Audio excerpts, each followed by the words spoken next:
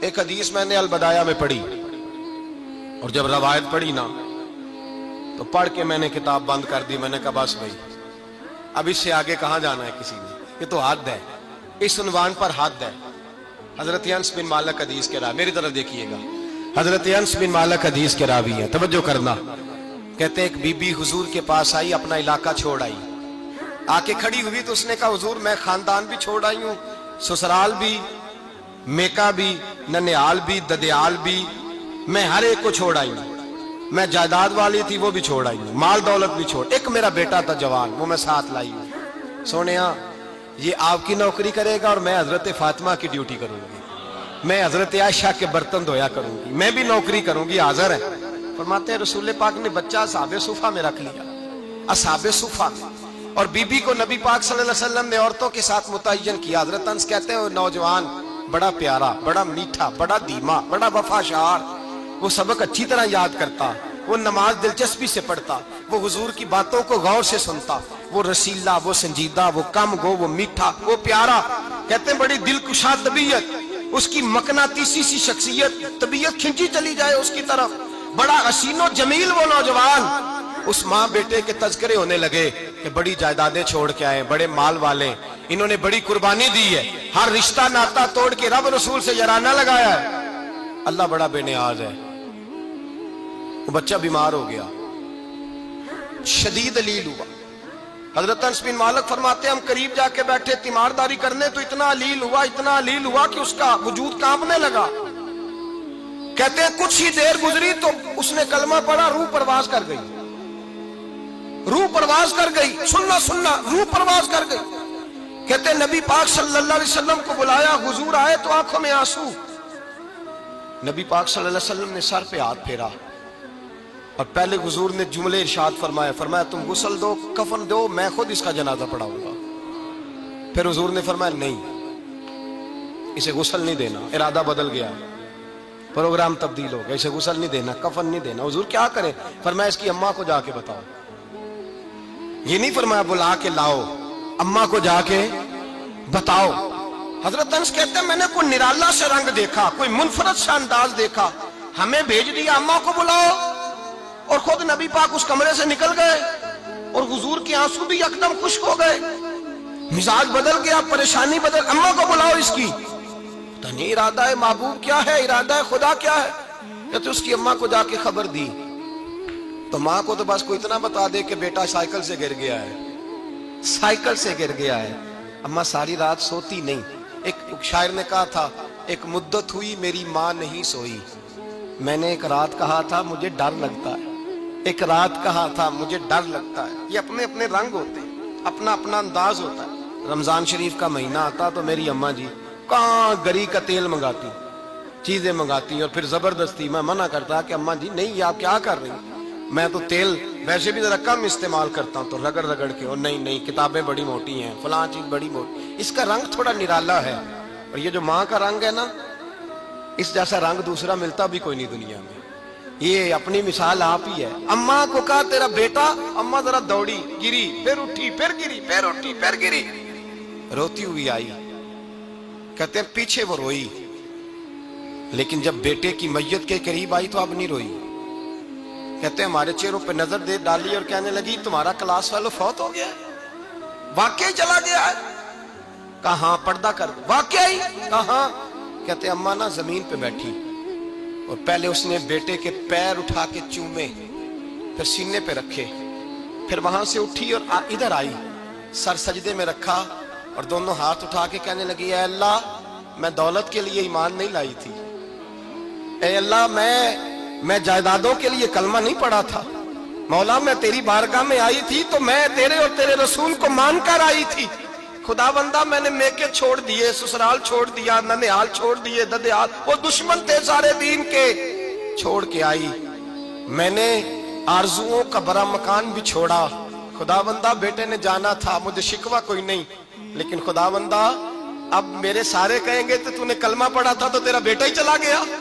اے اللہ کی اگر نے دل مسلم کی دل جوئی نہیں، تانا دیں گے بت کے مسلم کا خدا کوئی نہیں. اے اللہ میرا یقین کہتا ہے کہ اگر تو مارنے پہ قادر ہے تو زندگی دینے پہ بھی قادر ہے. خدا بندہ کافروں کو راضی نہ کر، وہ خوش ہو جائیں گے، وہ مجھ پہ تانے کسیں گے، پھپتیاں کسیں گے۔ اے عرش کے مالک، رحمت کا دروازہ کھول، میں تیرے نبی کی بارگاہ ناز میں رہتی ہوں، نظر فرما۔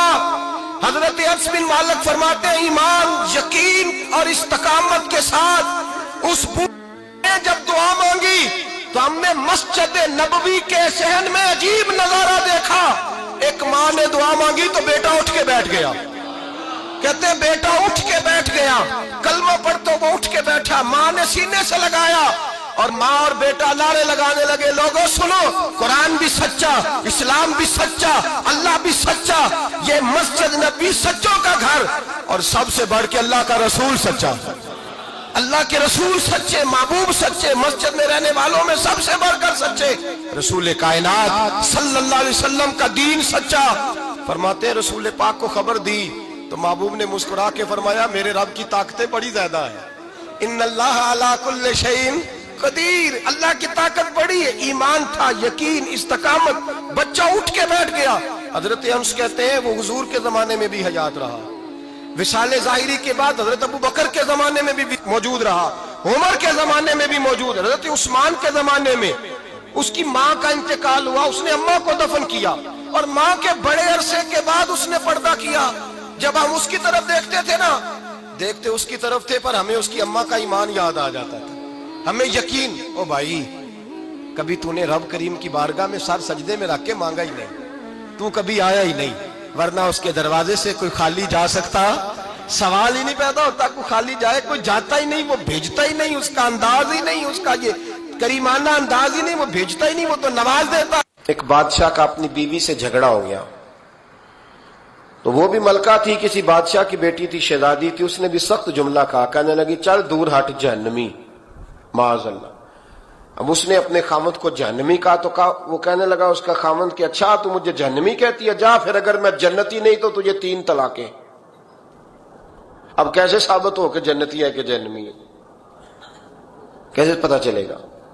علماء سے پوچھا تو وہ کہنے لگے ہم کیسے بتائیں، کون ڈگری دے کہ تو جنتی ہے کہ جہنمی ہے؟ بات دور نکل گئی، امام شافعی کے پاس گیا، وہ رسوخ رکھتے ہیں علم فقہ کا، ان کے پاس گیا، جا کے کہنے لگا حضور یہ مسئلہ ہے۔ امام صاحب فرمانے لگے اکیلے میں مجھے ملتے ہو؟ وہ اندر آیا، کچھ دیر گفتگو ہوئی تو امام صاحب فرمانے لگے لو جی یہ بندہ جنتی ہے، اس کی بیوی کو طلاق کوئی نہیں ہوئی، یہ جنتی ہے۔ اب کو پتہ ہے لوگ فتویٰ جلدی دے دیتے ہیں، کچھ لوگ خلاف تقریریں کرنے لگے کہ بادشاہ تھا تو امام صاحب نے بچا لیا ہے، کیسے آپ نے ڈگری دے دی کہ جنتی ہے جی؟ تو امام صاحب کہنے لگے تم بحث نہ کرتے تو میں بات پردے میں رہنے دیتا، سنو میں نے بادشاہ کو تنہائی میں بلا کے پوچھا ہے کہ کبھی اللہ سے بھی ڈرے ہو؟ صرف اس لیے کہ اس وقت اللہ دیکھ رہا ہے، یہ نیت کبھی بندوں سے ڈر کے تو بندے بڑے گناہ نہیں نہ کرتے، کبھی اللہ سے ڈر کے بھی چھوڑا ہے؟ تو بادشاہ کہنے لگا بالکل چھوڑا ہے، میری ایک کنیز تھی بڑی خوبصورت، غریب گھر کی ملازمہ، غریب گھرانے کی تھی، ایک دن میں آیا تو میرے کمرے میں صفائی کر رہی تھی، معاذ اللہ میرا اس پہ دل آ گیا، میں نے دروازہ بند کر لیا، دنیا کی کوئی طاقت نہیں تھی، میرا اپنا محل تھا، مجھے کچھ دیکھ بھی لیتا تو کسی میں جرت نہیں تھی مجھے منع کرنے، اور میں چونکہ حکمران تھا، مطلق العنان تھا، کوئی شکایت بھی نہ کرتا، لیکن جب میں نے اس کی طرف ہاتھ بڑھایا تو اس نے ایک ہی لفظ کہا، کہنے لگی تو اللہ سے نہیں ڈرتا؟ تو اللہ سے نہیں ڈرتا؟ کہنے لگا کوئی نہیں تھا امام صاحب مجھے منع کرنے والا، کوئی نہیں تھا، لیکن جب اس نے کہا تو اللہ سے نہیں ڈرتا تو میں کانپنے لگا، میں نے اس سے معافی مانگی، غریب ملازمہ سے میں نے بادشاہ ہو کے معافی مانگی، میں نے معافی مانگی، پھر میں نے دروازہ کھولا، کہتے وہ چلی گئی، امام صاحب کہنے لگے اٹھ میرے سینے سے لگ، کہا حضور کیا ہوا؟ فرمایا جو تنہائی میں اکیلے میں ایک دفعہ بھی رب سے ڈر جائے اللہ اسے 2 جنتیں عطا فرمائے گا، تو جنتی ہے، اس لیے کہ تو یار کبھی تو ایسا ہو، کبھی تو ایسا ہو بھولا گاہک ہمارے قبضے میں آ گیا ہو، ہم اپنا پورا اس پر تسلط رکھتے ہو پر ہم اللہ سے ڈر جائیں، کبھی ایسا ہو کہ کروڑوں روپیہ ہمارے تسلط میں ہو، ہم چاہیں تو جتنا مرضی استعمال کریں لیکن ہم اللہ سے ڈر جائیں،